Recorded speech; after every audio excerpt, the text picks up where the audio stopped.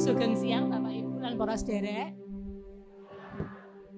Saderengipun kita lumebet wonten ing pangibadah Natal selangkung Desember 2000 selangkung badhe kawula wartosaken bilih benjang tanggal 31 Desember tutup tahun badhe wonten perayaan utawi ibadah tutup tahun wanci jam 6 wonten ing gereja. Kasuwun Bapak Ibu para sedherek lare-lare katuran rawuh. Semoga kita lumebet wonten ing pangibadah pasamuan kasuwun jumeneng kanthi jejer rawuhipun Allah nanggulangi raos ajrih. Pangeran Yehuwah iku raja, salumahing bumi kareben surak-surak, pulo-pulo kareben akeh sing padha sukarena. Kawula sami bingah-bingah awit Allah ngrawuhi umatipun. Wartakno marang Putri Sion, lah karahayonmu teka, lah kabeh kang dadi pituwasing rekaose padha bareng kalawan panjenengane. Rawuhipun Allah sampun kalampahan, lan raos ajrih sumungkir saking gesang kawula. Sumangga kita methukaken Sang Juru Wilujeng srana manah ingkang kebak pamuji. Sumangga kita ngluhuraken panjenenganipun Sang Kristus ingkang miyos kangge jagat.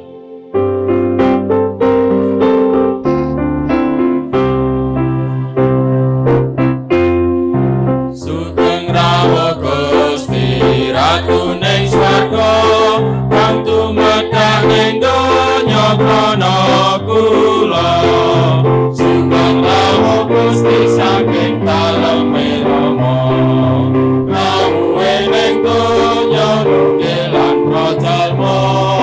Salam salam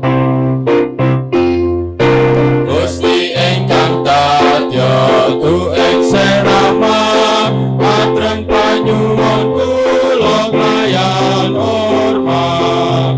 Kang Ibu Maryam tansah mangya wigata, kang sampun dadi srana miyos paduka.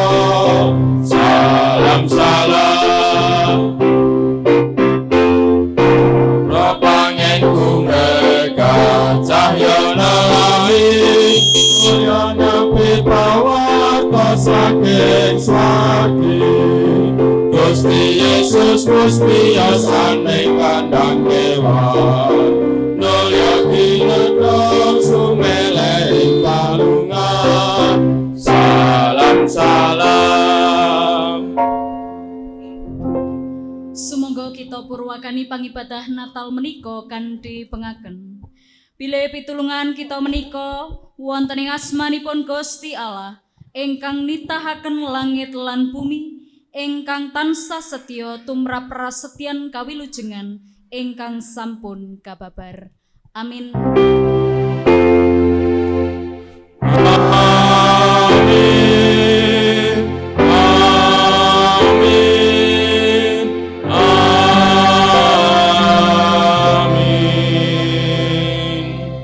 Tentrem rahayu nunggila ing panjenengan sedaya. Nunggila ing panjenengan ugi. Umat keaturan lenggah.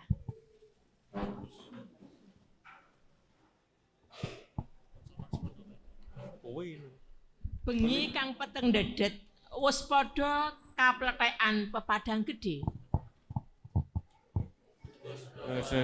Jagat wis miyos kanggo kita. Malaikat ngendika marang para pangon, aja padha wedi. Ing dina iki wis miyos juru slametmu yaiku Kristus Gusti. Ing dinten punika kawula sami ngriyakaken wiyosipun ingkang ngwalaken raos ajrih kawula.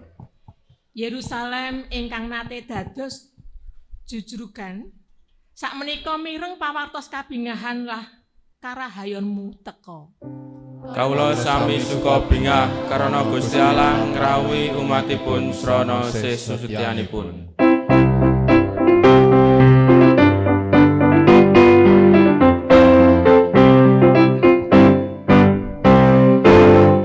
Kabingahan kang sejati sumrambasna bumi ratu adil sampun prapta. Sinung gesang mulya, sinung gesang mulya, sinung gesang mulya.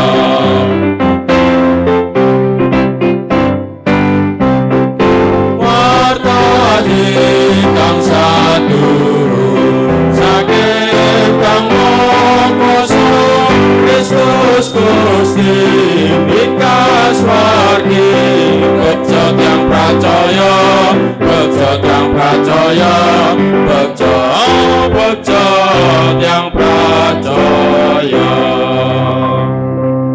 Sumangga sowan kanthi andhap asoring manah kita ngakeni dosa lan raos kuwatos kita ing ngarsanipun Gusti Allah. Sumangga lumebet wonten ing wekdal ning sawetawis.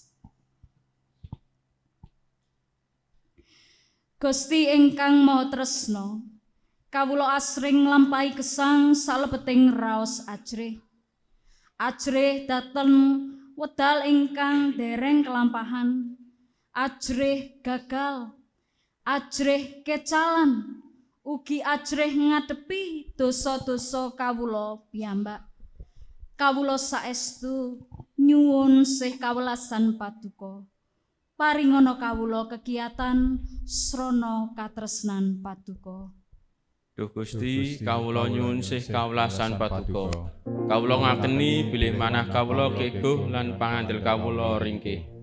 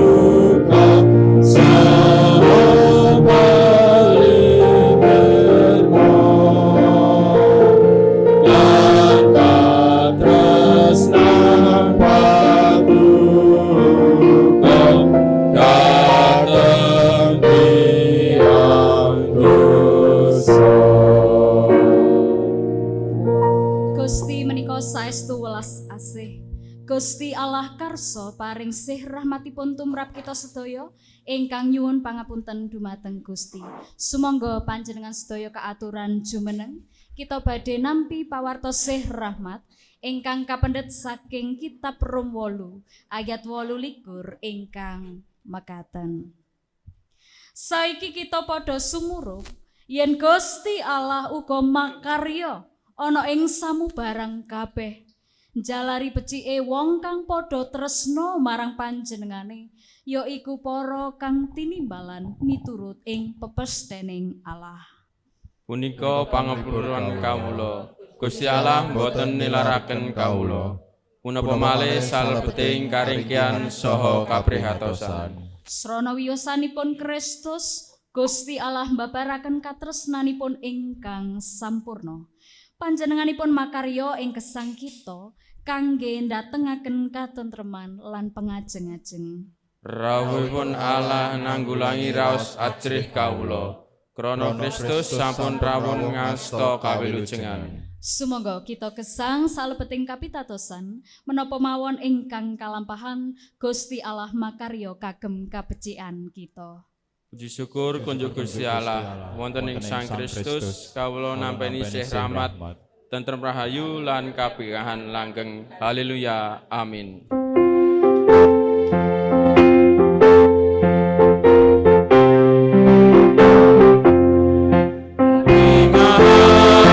Sejati ing riyati Natal iki pasamuan rekel yakti sesarengan angapati menuju isungsun akan dosa lan nyanyuwun bina-bina terus mana sudah bocan datang liat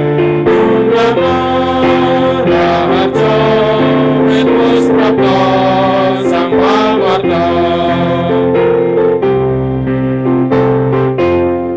Kapingahan kang sejati ing riyati Natal iki rakyat sami ketumpilan panggabekti sesarengan Ulana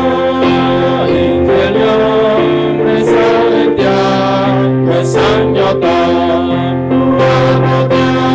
sang soro pambelani yang prihatin besamyo rahayu wit Sang Kristus sampun rawuh.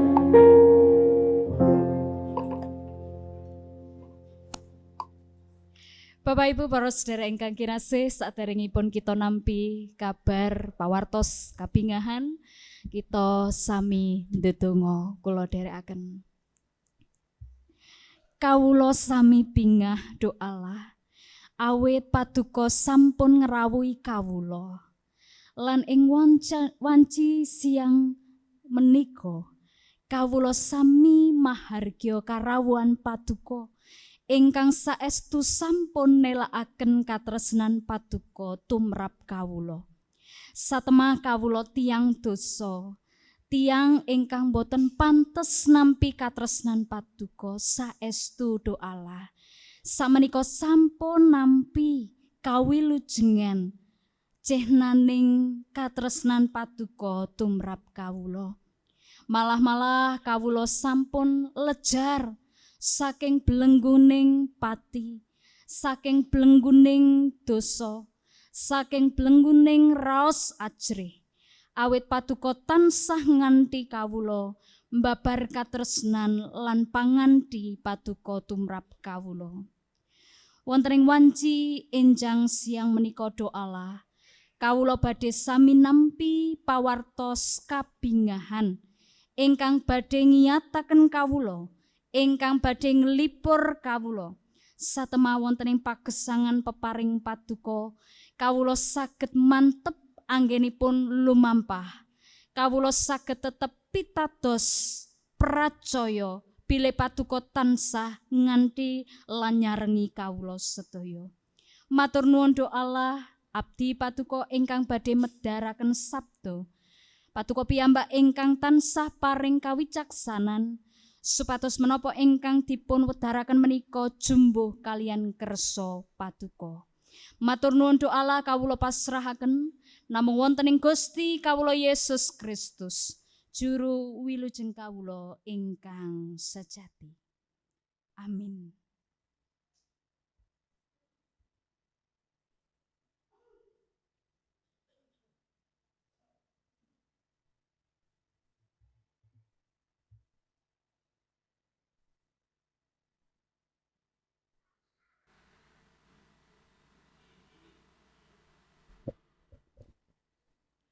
Waosan kapisan,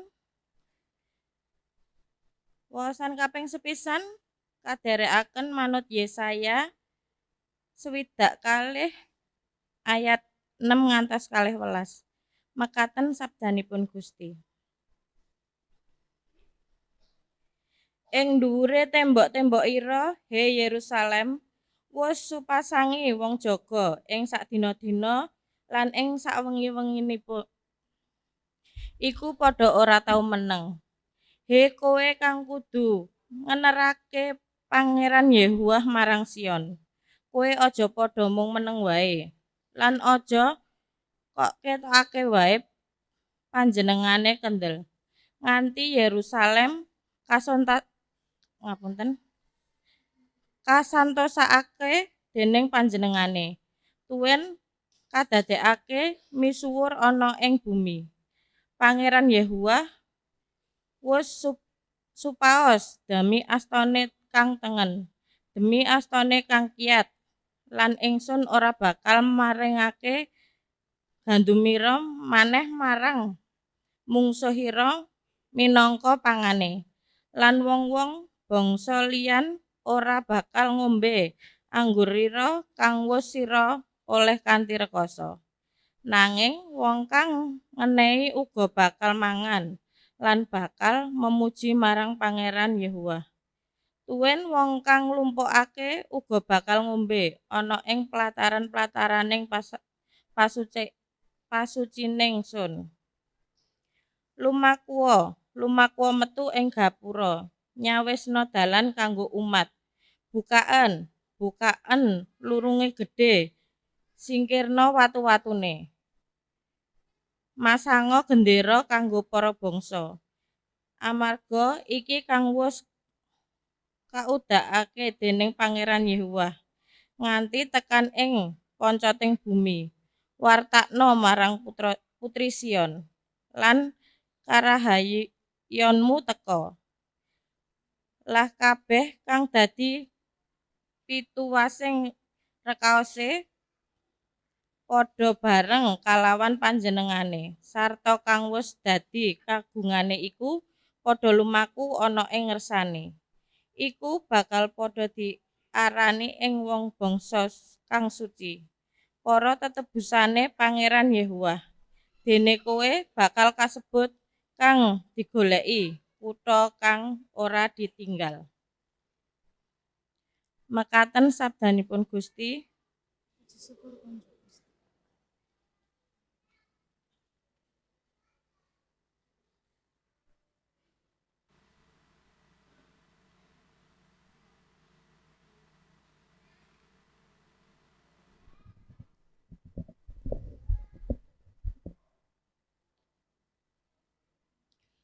Sumangga kita tanggapi wasan sepisan menika kanthi maos Jabur Mazmur 97 ayatipun 7 dumugi 12 sacara sesautan. Kula badhe maos perangan ingkang medal, Bapak Ibu sedaya maos perangan ingkang lumebet. Jabur 97 ayat 7 dumugi 12. Sakrupaning wong kang ngabekti marang reca bakal padha nandhang wirang. Wong kang padha gumunggung marga saka brahala-brahala. Saking Allah padha sujud nyembah marang panjenengane. Sion mireng wartosipun, temah bingah. Sarta para putrinipun Yehuda sami surah-surah. Margi saking paukuman patuko do Yehuwa. Awit paduka menika, duh Yehuwah ingkang maha luhur. Ingkang salmaing bumi, patuko linuwuraken sanget nglangkungi sakathahipun Allah. He wong kang padha tresna marang Sang Yehuwah, padha sengita marang piyala. Panjenengane kang reksa nyawane para wong kang kinasihan, bakal ngluwari wong-wong iku saka ing tangane para wong duraka. Pepadang wo sumunar tumrap para wong mursid. Lan kabungan tumrap para wong kang tulus atine. He para wong mursid, padha bungah-bungau marga saka Pangeran Yehuwah. Lan ngrepekno kidung pamuji syukur kagem asmane kang suci.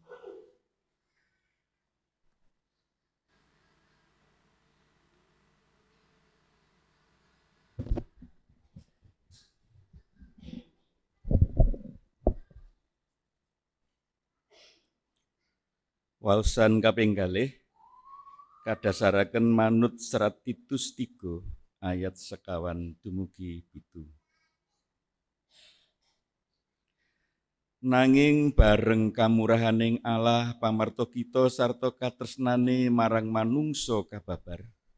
Ing nalika iku panjenengane nyelametake marang kita, ora marga saka panggawe becik kang wis kita lakoni, nanging marga saka sih rahmate sarana padusan kalairan kapindho, lan marga saka kaanyarake dening Sang Roh Suci, kang wis kaksawake marang kita dening Gusti Yesus Kristus pamarta kita.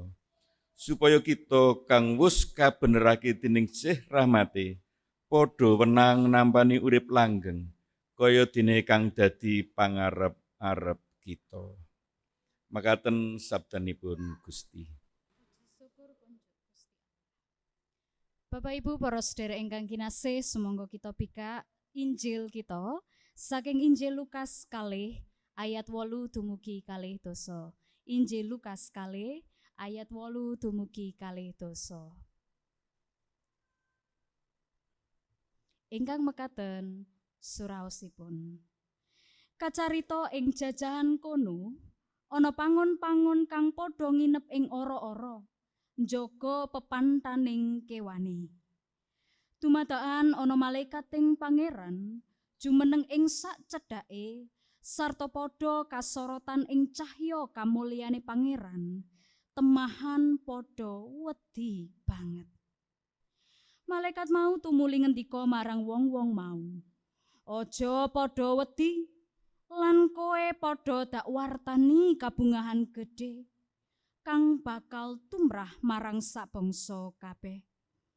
Ing dina iki wis miyos juru slametmu, yaiku Sang Kristus kang jumeneng Gusti ana ing kutane Daud. Dene kang minangka tengeran marang kowe mangkene. Kowe bakal merangguli bayi kagedhong sumeleh ing pamakanan."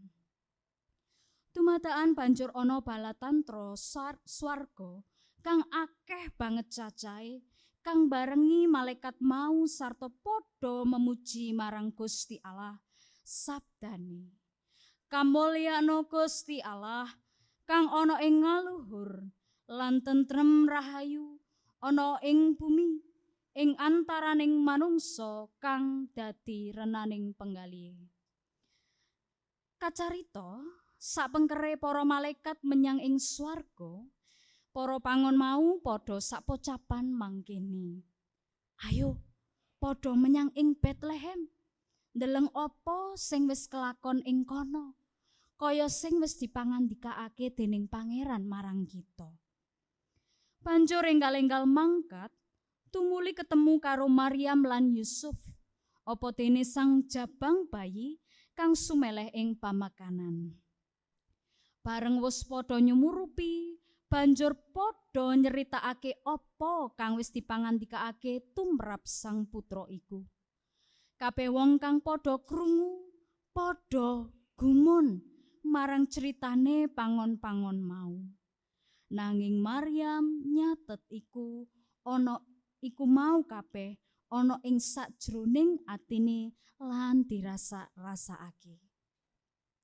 Para pangon tumuli padha bali kalawan memuji lan ngluhurake Allah marga sabarang kang wis dirungu lan wis dideleng cocok karo kang wis dipangandikaake marang wong-wong mau. Mekaten Injilipun Sang Kristus. Rahayu saben tiyang ingkang mirengaken pangandikanipun Gusti lan ingkang ngestokaken kanthi tumemen. Haleluya.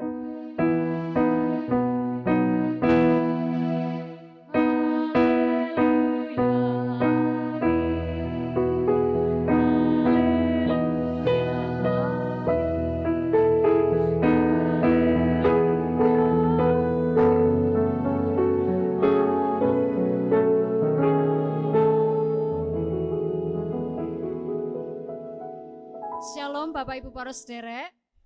Shalom. Sugeng Natal. Puji Gusti. Sami binga-binga. Amin, puji Gusti. Bapak Ibu para sederek ingkang kinasih wonten ing kabingahan menika, kita badhe sami ngegilut sabda pangandikanipun Gusti kanthi jejer rawuhipun Allah nanggulangi raos ajri. Bapak Ibu wonten ing salah satunggaling wekdal nalika kula tasih praktek minangka mahasiswa teologi calon pandhita, kula nate dipun dawuhi mimpin pangibadah pambidaling layon. Menika wonten Purwokerto, Bapak Ibu para sederek. Lah, griya doh kitanipun menika mepet sanget kalian peken, lajeng ugi mepet kalian griya ingkang kathah rasaanipun. Nah, wonten ing satengahing pangibadah Bapak Ibu, janjanipun kula sampun ningali ing sakjawining griya doh kita menika wonten tikus gedhi sanget, meh kados kucing gedine, gedhi sanget Bapak Ibu. Sampun mondar mandir, pun kula keringetan banget Bapak Ibu. Ojo nganti mlebu. Nah, nanging Bapak Ibu para sederek pas ngengidung, lah kok tikus menika mulai mlebet wonten ing griya doh kita menika. Waduh, modar iki. Piye iki? Gitu. Waduh, lajeng wonten salah satunggaling piyantun menika sadar bilih wonten tikus ingkang mlebet wonten ing griya doh kita. Nah, lajeng Bapak Ibu para sederek kados pundi ingkang kalampahan? Jejeritan. Ono tikus.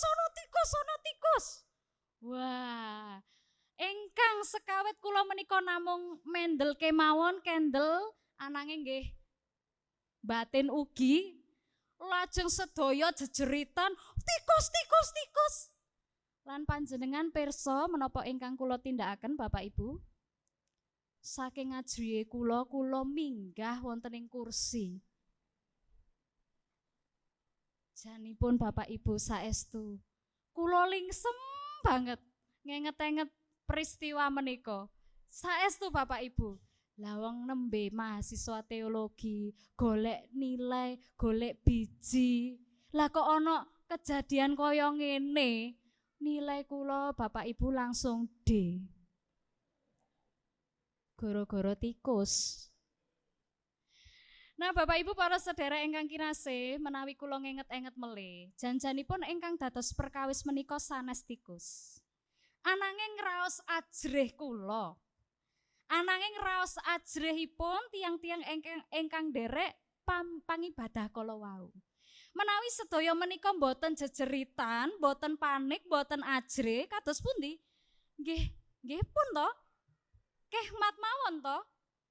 Saged kalampahan mawon to pangibadah menika. Ananging awet raos ajrih ingkang nguwaosi, ingkang ngemuli kula lan sederek-sederek ingkang kala wau wonten ing pangibadah ndadosaken pangibadah pambidaling layon ingkang kedahipun hikmat dados boten hikmat. Calon pendetanipun minggah kursi.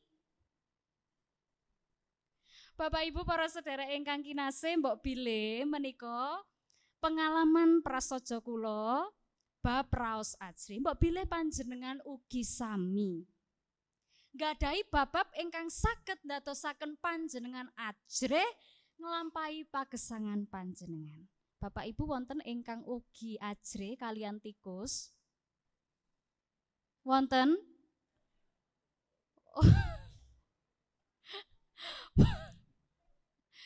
Ternyata piantun kakung ugi wonten ingkang ajrih kalian tikus. Wonten ugi ingkang ajrih kalian cacing. Wonten ingkang ajrih kalian semahipun. Suami-suami takut istri. Wonten? Boten wantun ngakeni. Mengko ndak ditonyor. Jadi Bapak Ibu para sedherek ingkang kinasih, kula lan panjenengan menika asring ngadepi kasunyatan ingkang saged dadosaken kula lan panjenengan ajrih. Mbok bilih wonten ing Injil kala wau sami wonten salah satunggaling tokoh ingkang dipun cariyosaken menika asring ugi ngraosaken raos ajre. Sinten Bapak Ibu kala wau ingkang dipun cariyosaken? Para pangen.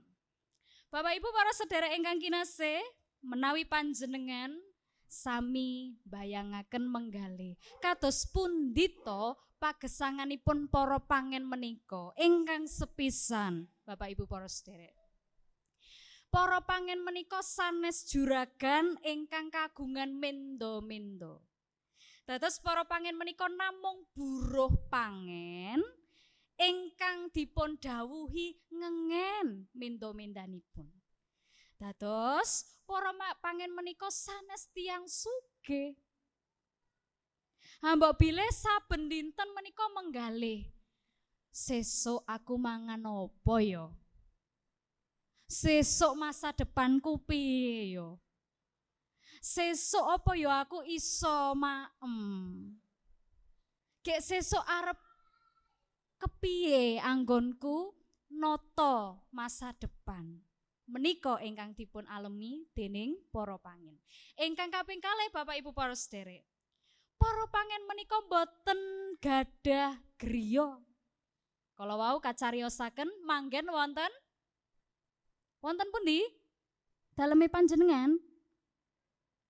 Wonten ora-ora?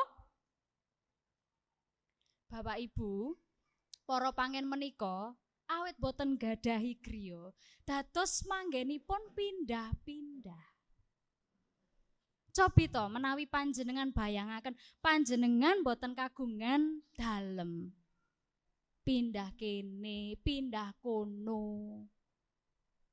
Kudanan, kepanasan. Lho Bapak Ibu, menika saestu ndadosaken kita menika ajre.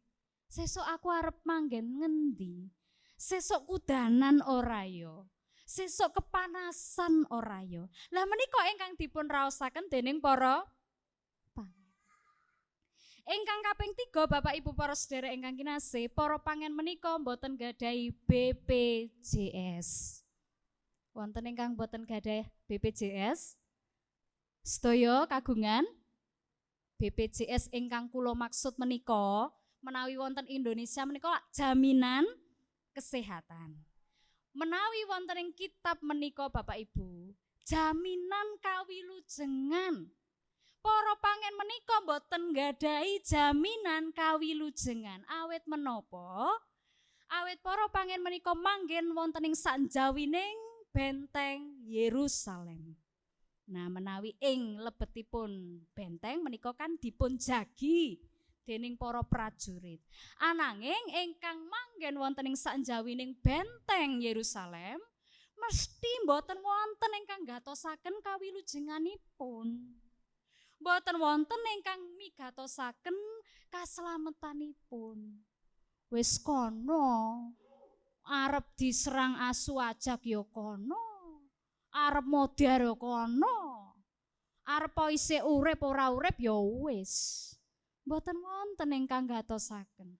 Dipun singkiraken, dipun singkuraken, dipandang sebelah mata. Saben dinten ngraosaken raos ajrih Bapak Ibu awet perkawis-perkawis menika.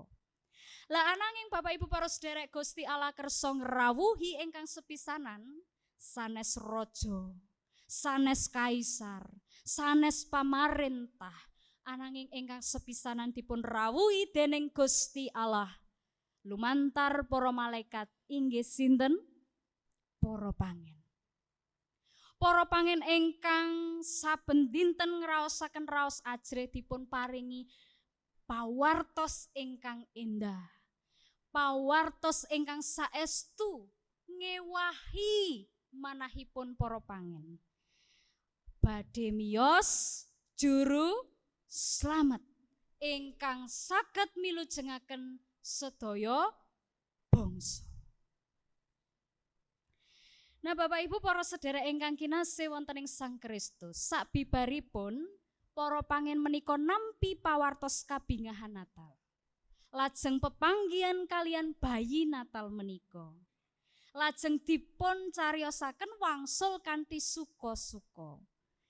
Nah, miturut panjenengan, kawontenanipun para pangen menika ngalami ewah-ewahan boten? Menapa para pangen menika ingkang sekawit miskin, kesrakat, lajeng dados sugih? Boten. Menapa para pangen menika ingkang sekawit boten gadahi griya, lajeng kok sugih, kagungan dalem ingkang magrong-magrong? Boten.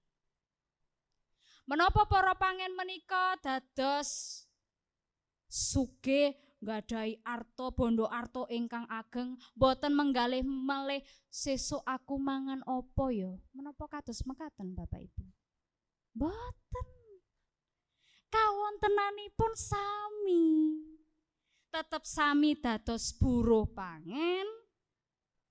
Tetep sami boten gadahi griya. Tetep sami boten wonten ingkang gatosaken, boten lajeng dados kawentar. Ananging ingkang ewah menika manahipun. Ingkang ewah menika penggalihipun. Ingkang ewah menika mentalipun. Dados mboten ajrih melih, ananging dados mental-mental pejuang, mental-mental pemenang, mental-mental ingkang gadahi iman ingkang kiat, iman ingkang saestu ageng, iman ingkang saestu bingah, gadahi karahayon wonten ing manahipun. Satemah wonten ing pagesanganipun sinaosa kawontenanipun menika boten ewah nggih pun. Ning niki lho, manahipun menika lho ewah. Dadosaken para pangen menika saged ngadeg jejeg, mantep anggenipun nglampahi pagesangan. Sinaosa kathah ingkang mengsahi, sinaosa kathah ingkang boten gatosaken, sinaosa kathah perkawis-perkawis ingkang mbok bilih tesih ngemuli para pangen. Nah, Bapak Ibu para sedherek ingkang kinasih, kula boten mangertos menapa ingkang dados perkawis panjenengan. Ananging nuwun sewu nggih, menawi kula mbok bilih sampun mangke Gusti keparengaken nampi yuswa ingkang adi, dados kan sampun keriput to, niki mawon dereng sepuh mawon pun keriput, pun kathah jerawat, mengkeret-mengkeret. Lah menapa mangke menawi sampun nampi kabar kabingahan Natal lajeng dados kenceng kulitipun kados botox menika? Nah, nggih mboten. Menapa benjang menawi kula boyoken lajeng nderek Natalan wonten ing gereja, wah lajeng ewah-ewahus jejeg, boten boyoken, boten beser, boten buyuten lan sak piturutipun nggih mboten. Menapa lajeng mangke kula dados pendeta terkaya di Solo Raya? Nggih mboten. Ananging kula saged nglampahi pagesangan menika kanthi pitados. Bilih pangantinipun Gusti Allah menika nguwalaken kula saking raos ajrih. Nguwalaken kula menika saking belengguning raos kuwatos. Nguwalaken kula menika saking belengguning perkawis-perkawis ingkang dadosaken iman kula lemah. Lan sakmenika kula pitados, bilih Gusti ingkang sampun ngrawuhi kula lan panjenengan. Menika Gusti Allah ingkang kebak ing katresnan, nyarengi, ndayani, paring panglipuran lan kawicaksanan. Contonipun kados mekaten Bapak Ibu. Piye carane ben aku iso ngrasake karawuhanipun Gusti ya? Wong kawontenanku ki angel, kawontenanku ki ora apik, ora penak lan sak piturutipun. Wonten tandhanipun ingkang sepisan. Menawi panjenengan ngraosaken perkawis-perkawis aurat. Jedul, kok aku ora krasa aurat ya? Kok aku krasane ki ya ana wae kegiatan saking Gusti. Lah menika pangantinipun Gusti. Kula menika nembe dados ibu. Dados kula menika nggih gumun kalian pangantinipun Gusti, Bapak Ibu para sedherek. Kalau menjadi ibu itu kan baru lahir, badannya kan masih sakit semua. Napa melih kula menika sesar, jahitanipun menika kan dereng napa sae. Lajeng kedah nun sewu nyusoni bayi 2 jam sekali. Lajeng menapa melih dereng melih nindakaken ayahan wonten ing griya. Resik-resik, masak, nyepake kangge bojo, kangge sema bojo. Lajeng menapa melih nindakaken ayahan minangka pandhita. Patuwen, khotbah, PA, lan sak piturutipun. Janjane kula niku gumun. Nuwun sewu, kula niki kesaksian nggih Bapak Ibu. Kadang kula niku malah mboten wonten wekdal kangge ngombe, mboten wonten wekdal kangge maem dahar, maksud kula nedha nek kangge kula.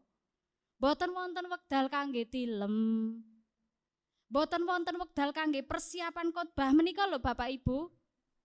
Saestu uyak-uyakan. Ning lah kok kula menika saged. Menika sanes awet kegiatan kula.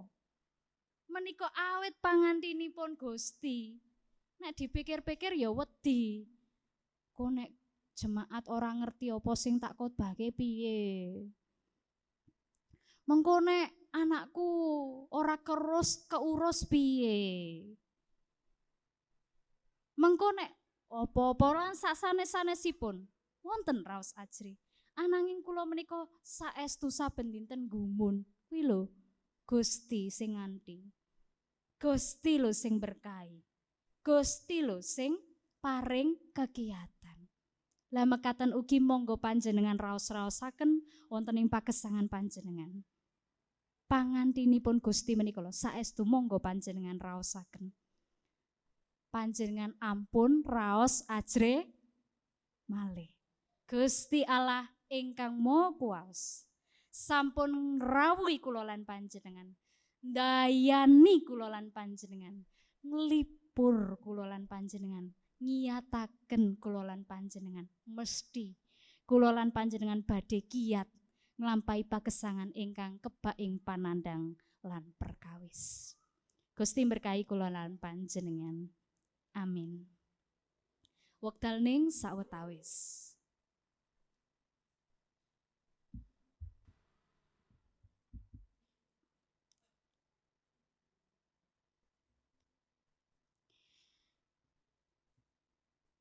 Amin. Bapak Ibu, para sedherek ingkang kinasih, kita badhe lumebet wonten ing paladosan sakramen baptis. Pasamuan ingkang dipun kasih dening Gusti Yesus Kristus, kados ingkang sampun kawartosaken ing pawartosing pasamuan, sarta boten wonten panyaruwe ingkang sah, ingkang kaaturaken dhateng peradataning pasamuan. Ing dinten menika kita badhe ngladosaken sakramen baptis. Sakramen baptis menika kadasaran pangandikanipun Gusti Yesus Kristus ingkang mekaten. Mulane padha lunga saking bangsa padha dadekno muridku lan padha baptisen ing asmane Sang Rama, Sang Putra lan Sang Roh Suci. Apa dene padha wulangen bab apa kang wis dak dawuhake marang kowe kabeh. Sakramen baptis menika tandha pakaryaning Allah anggenipun milujengaken srana toya lan ingkang menika dados unsur dasaripun minangka pangrimating kapitadosan. Sakramen baptis nedahaken ingkang sepisan. Srana toya, sakramen baptis nedahaken pangresianing manungsa saking dosanipun srana rahipun Sang Kristus. Srana pangresikan wau, sakramen baptis nedahaken bab pangapuntening dosa. Srana pangapuntening dosa, sakramen baptis nedahaken manungsa anggenipun kaleresaken dening Gusti Allah. Lan ingkang pungkasan, srana tigang perkawis menika, sakramen baptis nedahaken gesang enggalipun manungsa saking gesang lami ingkang dipun kuwaosi dening dosa. Gesang enggal ingkang dipun lelampahi ing saklebeting panguwaosipun Sang Roh Suci. Srana mekaten saben tiyang ingkang sampun nampeni pratandha baptis dados gegelitaning sariranipun Sang Kristus inggih menika pasamuan. Anak-anakipun tiyang pitados wajib dipun baptis. Awit anak-anak menika ugi kaparingan papan ing prasetyaning kawilujengan sesarengan kalian tiyang sepuhipun. Kanthi mekaten tiyang pitados wajib mbaptisaken anak-anakipun. Tiyang ingkang baptisaken anak wajib nggula wentah anak supados sak sampunipun diwasa lare mau ngakenana kapitadosanipun. Saderengipun sakramen baptis katindakaken, sumangga kita lumebet wonten ing pandonga. Duh Gusti, mugi paduka kepareng ngagem sakramen baptis menika dados sarana pangrimeting kapitadosan kula sedaya ngantos kawula sami yakin bilih dosa-dosa kawula sedaya sampun dipun apunten sarta kawula sami dados putra-putra paduka ingkang kedugi nglampahi gesang enggal. Amin. Sederek-sederek ingkang badhe mbaptisaken lare kaaturan jumeneng.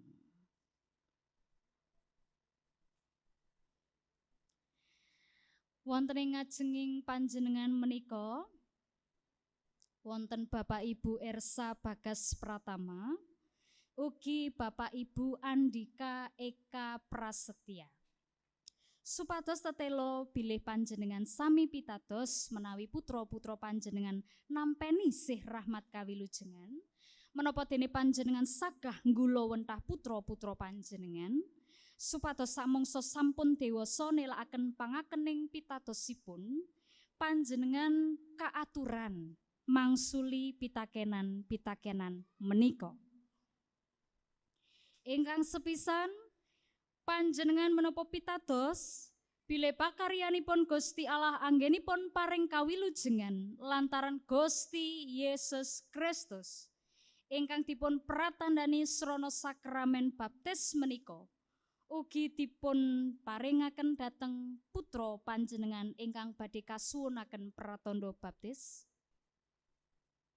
Ingkang kaping kalih panjenengan menapa sagah nggula wentah putra panjenengan ingkang panjenengan suwunaken pratandha baptis supados sak sampunipun diwasa purun nélakaken pitadosipun sarta nglampahi gesang enggal. Ingkang kaping 3, panjenengan menapa sagah nampeni sawernining pamerdi adhedhasar kitab suci samangsa panjenengan nglirwakaken panggula wentah dhateng putra ingkang panjenengan suwunaken pratandha baptis. Kados pundi wangsulan panjenengan Bapak Ibu Ersa Bagas Pratama? Inggih kanthi gumolonging manah. Kados pundi wangsulan panjenengan Bapak Ibu Andika Eka Prasetya? Puji Gusti, inggih kanthi gumolonging manah. Sumangga panjenengan kaaturan majeng.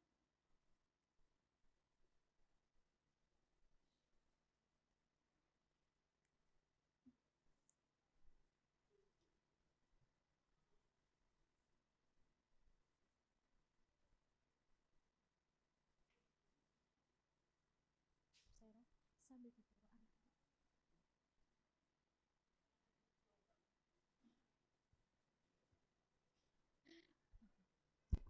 Cek.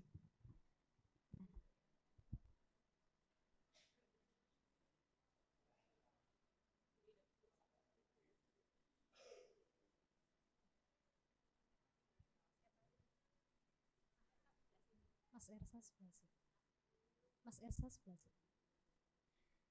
Nah, samenika ibu ingkang sampun nglair dumateng bapakipun ingkang badhe masrahaken kangge nampi pratandha baptis. Monggo.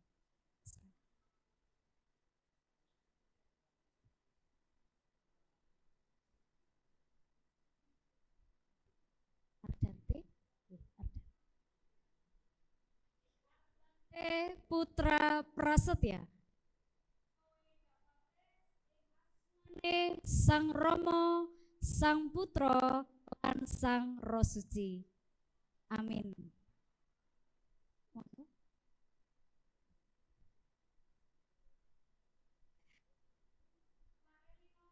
Variel Anermi, kowe dak baptis ing asmane Allah Sang Rama, Sang Putra, lan Sang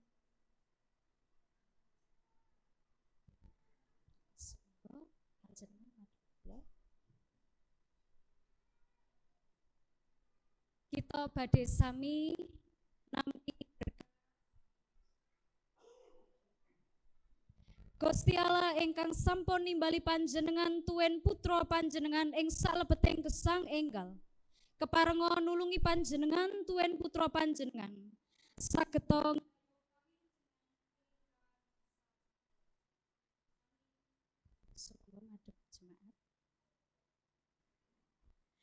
Bapak Ibu para sedherek ingkang kinasih wonten ing ngajenging nampeni sakramen baptis. Kula aturi nampeni lare menika wonten ing patunggilanipun Gusti ing saprayoginipun tumrap. Yang sepuh ingkang baptisaken menika kabiyantu nono supados kapitadosan lare menika dhateng Gusti Allah saged mekar temah dados warga pasamuan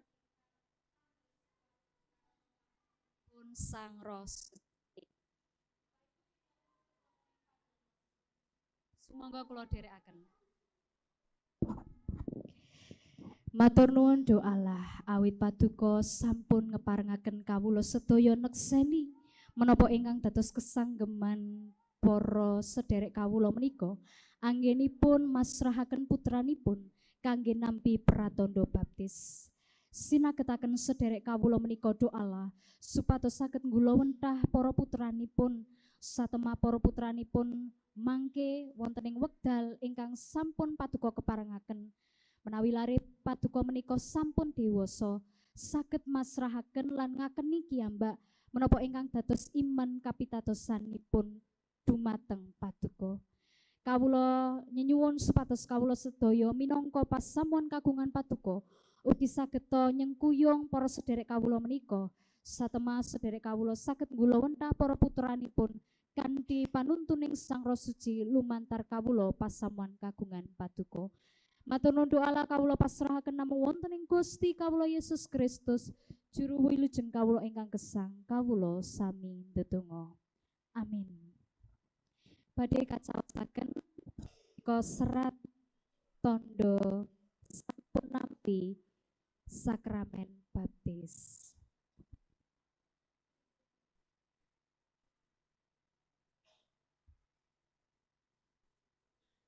Diberi tepuk tangan Bapak Ibu.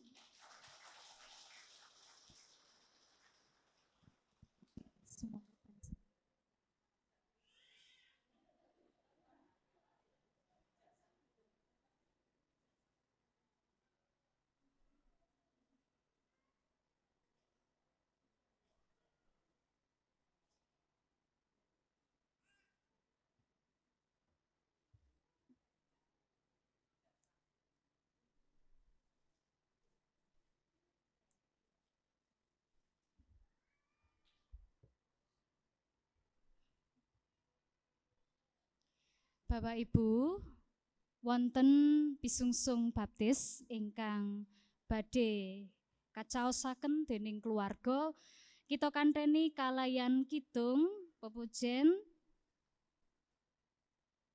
saking Kidung Pasamuan Jawi KPJ 233 pada setunggal kemawon.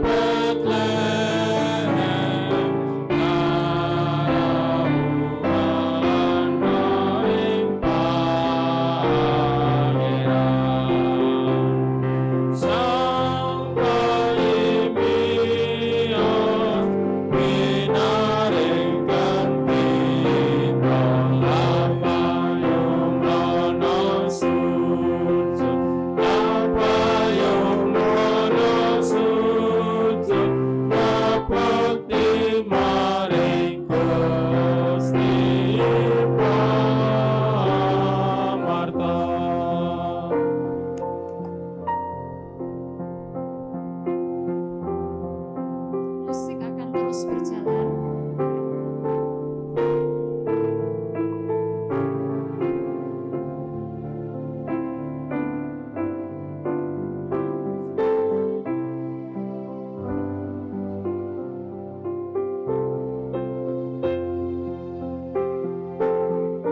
Kita badhe memuji padha kalih.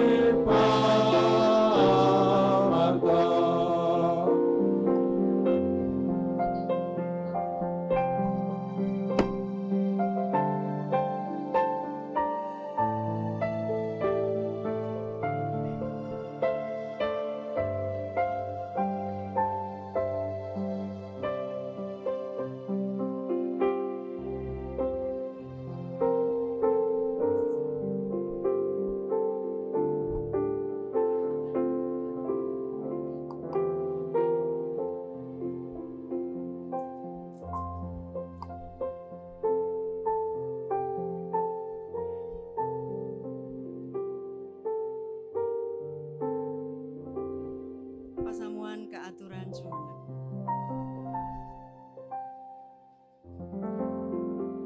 Sesarengan kalian umatipun Allah wonten ing sauruting wekdal, sumangga kita ikraraken saha kita santosaaken malih menapa ingkang kita imani kanthi sesarengan ngucapaken pangaken pitados rasuli. Kawula pitados dhateng Allah Sang Rama ingkang Maha Kawasa, ingkang nitahaken langit kalian bumi. Inggih pitados dhateng Yesus Kristus ingkang putra ontang-anting Gusti kawula, ingkang kabobotake dening Roh Suci miyos saking prawan Maryam, ingkang nandhang sangsara nalika jumenengipun Pontius Pilatus, kasalib nglampahi seda lajeng kasarakaken tumedhak dhateng ing teleng palimengan. Ing tigang dintenipun wungu malih saking antawisipun tiang pejah.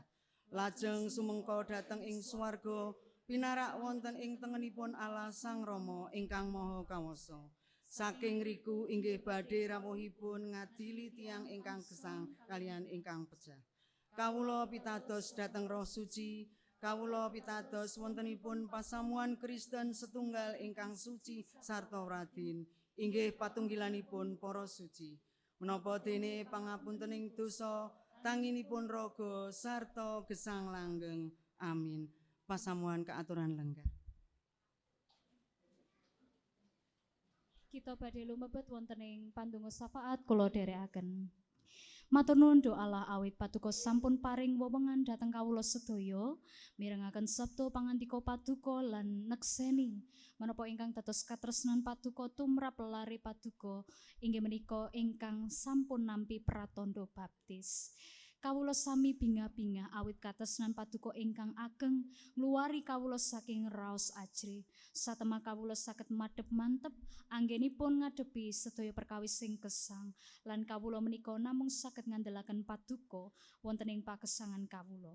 Wonten ing wanci enjang menika do Allah kawula ugi masrahaken sederek kawula ingkang nembe ngraosaken panandang awit kawontenanipun menika. Kawula masrahaken kangge sederek kawula ingkang nembe nandang sesakit raga.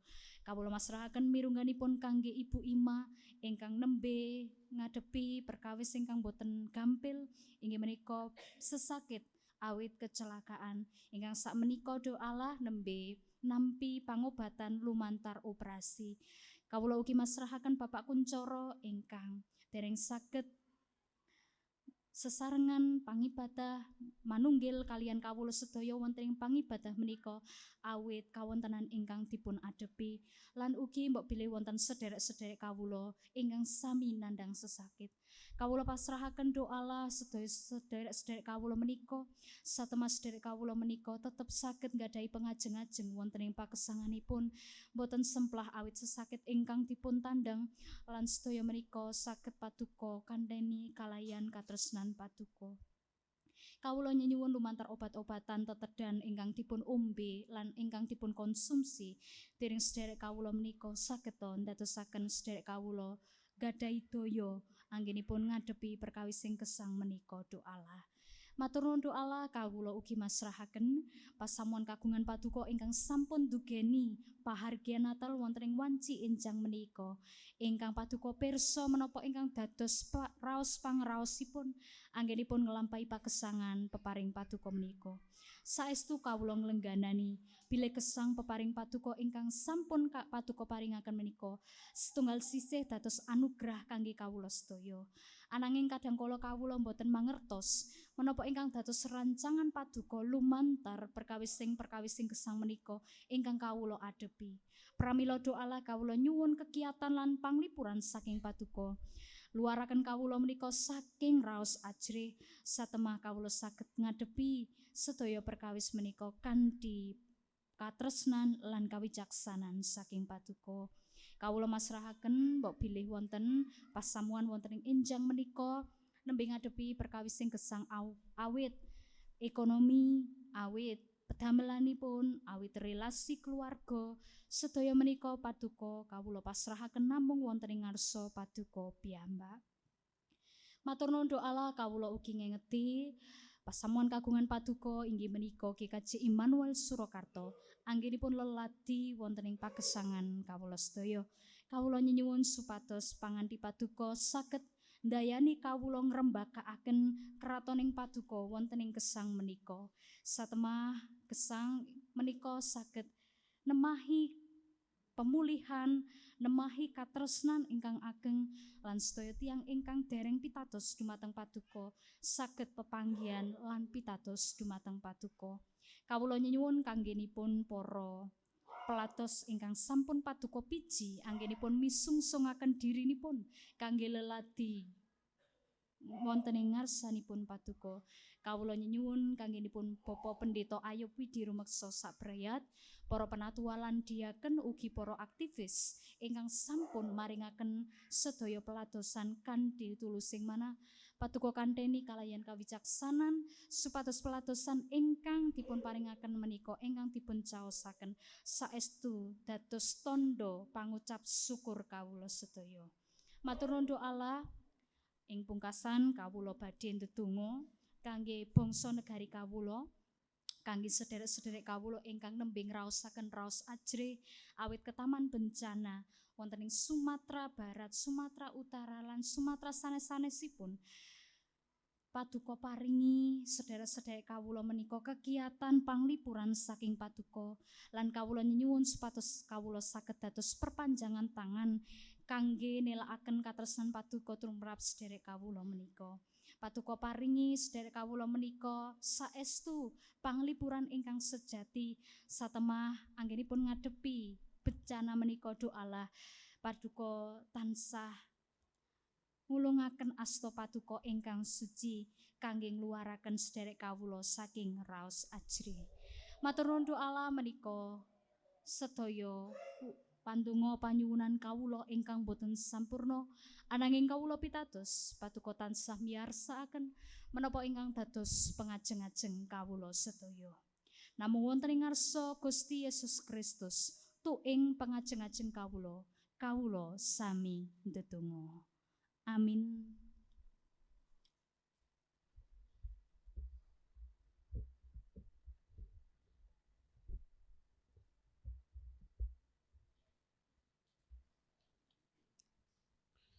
Bapak Ibu, sederek para pasamanipun Gusti.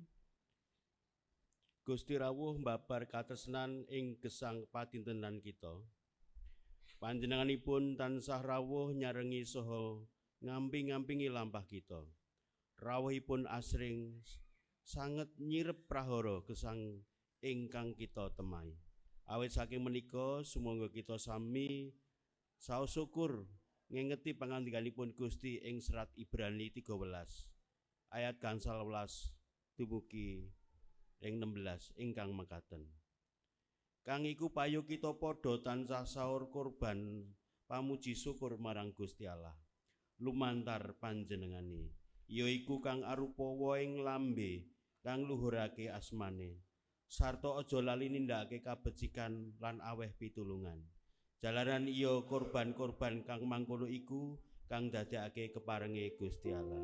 Anggen kita sami ngaturaken pisungsung kita badhe ngrepekaken kidung pasanan Jawi 233 potos tunggal lan 3 kanca biyakan.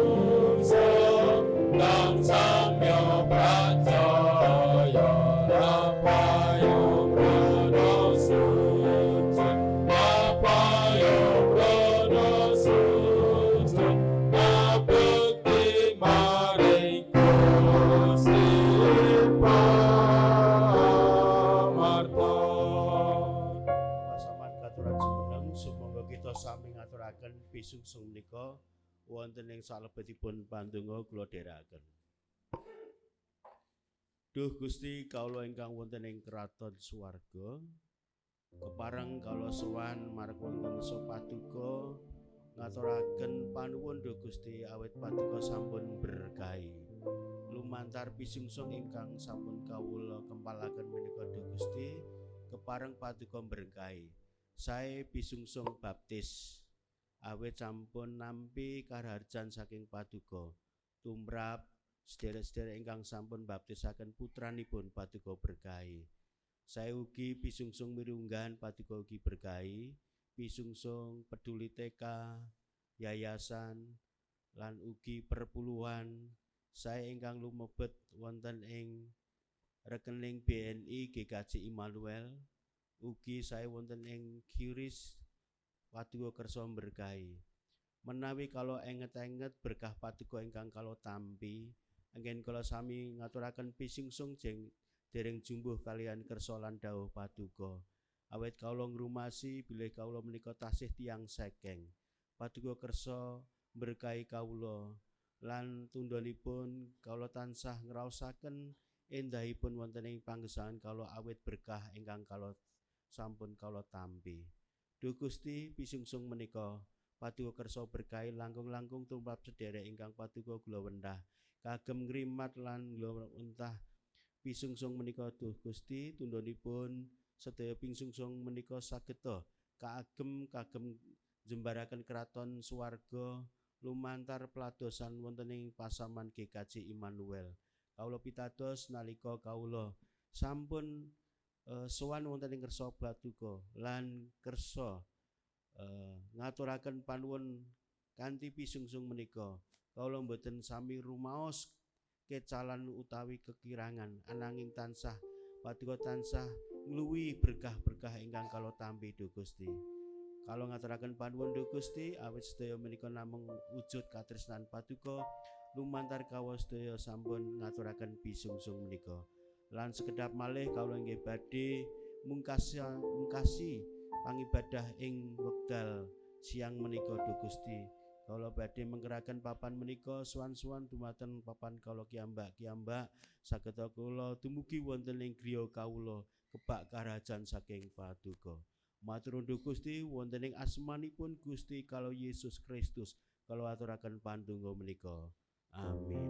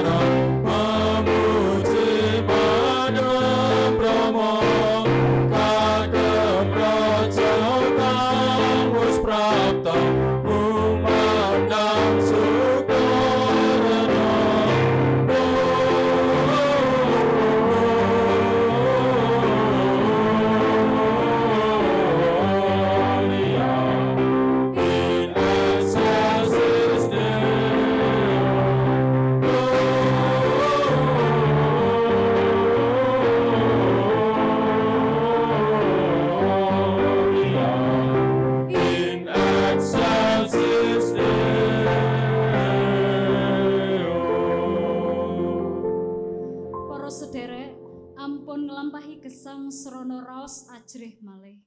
Krana Allah sampun ngrawuhi kita wonten ing Kristus. Mengkera kanthi mbekta kabingahan Natal. Dados saksi rawuhipun Gusti ing satengahing para tiyang ingkang sumelang, kecalan greget lan kangen dhateng pitulunganipun Gusti. Kula sami sumadya gumregah nanggulangi raos ajrih lan sesarangan budidaya nyingkiraken uwas-uwas sumelang. Mitulungi ingkang pepes saha ingkang sisa. Sumangga nampi berkah saking Gusti. Pangeran Yehuwa mugi maringono berkah dhateng panjenengan lan ngayomi panjenengan. Pangeran Yehuwa mugi nyunaraken cahyaning wedananipun dhateng panjenengan lan maringono sih rahmat. Pangeran Yehuwa mugi karsa nungkulaken wedananipun dhateng panjenengan lan maringono tentrem rahayu. Amin.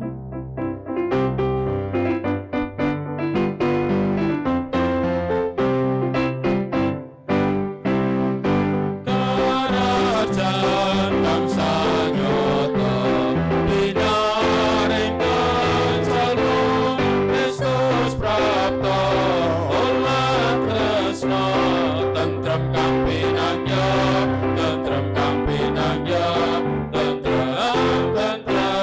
kang